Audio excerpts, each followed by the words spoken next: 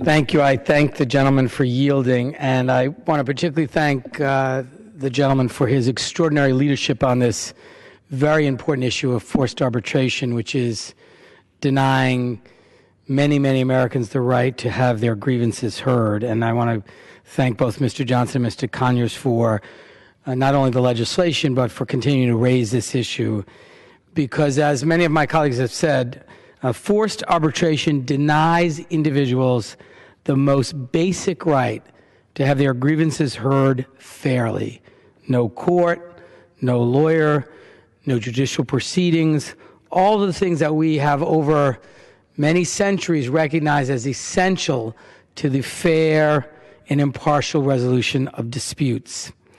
But there's an area that I want to speak about tonight in particular where forced arbitration, I think, is particularly damaging and particularly unfair. In the coming weeks, I will introduce legislation that will protect the rights of our troops to pursue justice in our courts.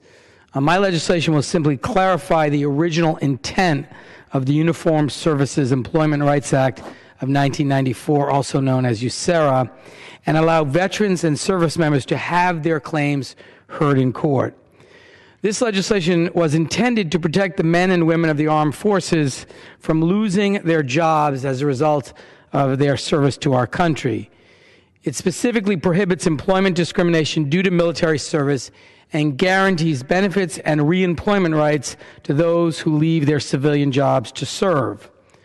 However, these rights have rapidly eroded in recent years.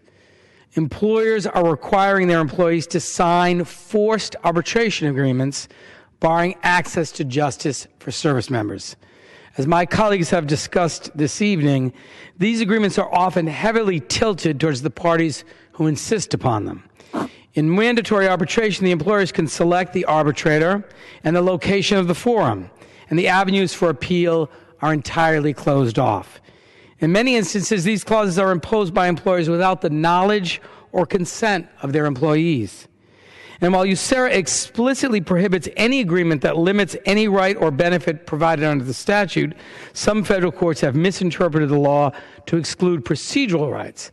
As a result, many of the 1.3 million brave men and women who serve in our military may return to civilian life without their jobs and without the ability to fully assert their rights in the courts.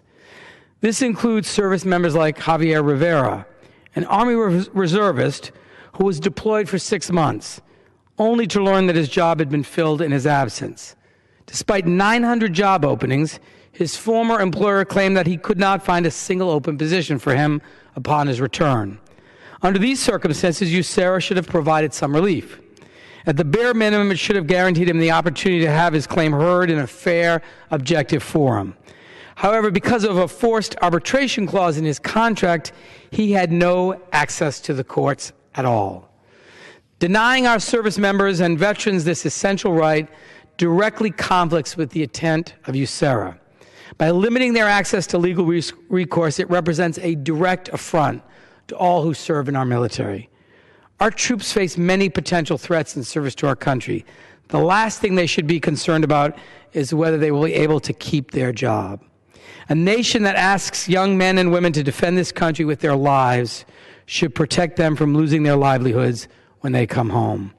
And so I urge my colleagues to support this legislation to help preserve access to justice for our service members and veterans, and to recognize this is just one very powerful example of what the real damage and the gross unfairness of forced arbitration clauses do to millions of Americans. I thank Mr. Johnson again for yielding, for his extraordinary leadership on this issue, and for his fight to ensure that all Americans have access to the courts and fair resolutions of their grievances. And with that, I yield back.